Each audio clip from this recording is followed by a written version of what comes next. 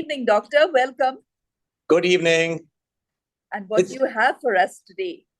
I have a lot. There's a lot I want to tell you. Okay. But I put it all in one sip. So to make it Sit back. simple. Sit back. Yeah. All of One us. sip. It's a very simple sip. Yeah. A very simple sip. Okay. And it's so exciting. Actually, see people from all around the world have really become truly international. And so it's really fun to see how the Memory Cafe is reaching out to so many people and making a difference. I would want it to grow even more. So, and there's a lot of queries that come and a lot of people who are interested in joining a session like this. And there's really a lot of appreciation. I spoke about it at the National Conference on Alzheimer's disease. And a lot of people said that it was an excellent thing that we do. And the model that you all have developed, it's a voluntary model. That is really something that really sustains it and pushes it with all the enthusiasm. So 3 cheers to all of you who push it, and 3 cheers to all the participants who come and join the Memory Cafe very enthusiastically. So we have many international days that have been observed. And one of the international days that was just observed was the International Day for Older People on the 1st of October. And the theme there was to treat older people with dignity and to make sure that we try to develop better services to older people and such that we improve the access to care. Something like this platform where you have this kind of a brain gym exercises happening and it reaches out to people from across the boundaries. It's a very good model for how we can reach out to people and make a difference in their lives and advise them on various things or guide them on various things they can improve their health and keep themselves healthy, whether it's the brain or the heart, the kidneys, and keep everything healthy. Another important international day that was recently observed was the International Day for Rabies.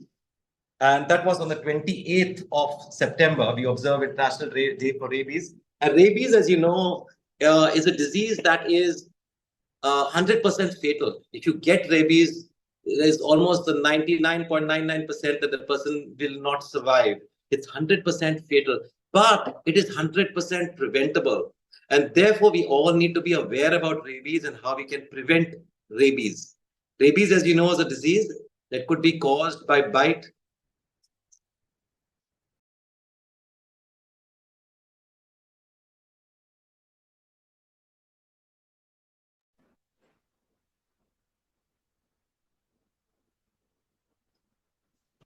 Just a moment. Yeah. Okay.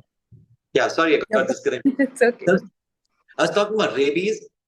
Rabies is a disease that is 100% fatal, but 100% preventable. And therefore, all of us need to be aware of the first steps that have to be taken as far as rabies is concerned, because that is what makes the difference. The rabies can be caused by a dog, cat, and many other animals, actually, a monkey, cow, goats, but usually these animals don't bite. So it's the dogs and cats that are more responsible, more commonly the cause for rabies. It can happen because of a dog bite, and this is something that everyone knows. But it can also happen because of a scratch. Because all these animals, whether cats or dogs, they tend to lick the paws, and their nails could have, if the saliva has the virus, so if they lick the paws, the nails would have the virus. So if they scratch anybody and it goes through the skin, then the rabies virus can enter through the skin and the person can get rabies. So keep in mind, it's not only a bite, but also a scratch from these animals, whether it's a dog or a cat, that you need to take care of and you need to do something about it. What is the first thing you have to do? Wash the wound. You should wash the wound with soap and water. I'm not telling you to put Dettol and everything else, because it's the soap that kills the virus. And therefore, we tell people, others, oh, want to wash the wound. The wound is clean. There's not a problem. It looks okay to me. No, we're telling you to wash the wound because with soap and water, because soap is going to kill the virus. It has a lipid, it's a bullet-shaped virus that has a lipid covering around, and lipid as in fat. So the soap destroys the fat and it kills the virus. So that's the first thing you need to do. Then you need to go to the doctor. And the doctor, all the health centers now give the rabies vaccine free of cost. So you can go to any of the health centers if you find it very difficult.